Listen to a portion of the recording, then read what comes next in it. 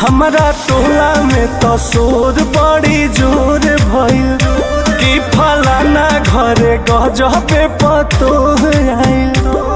आ पापा कहस हमर तो बदल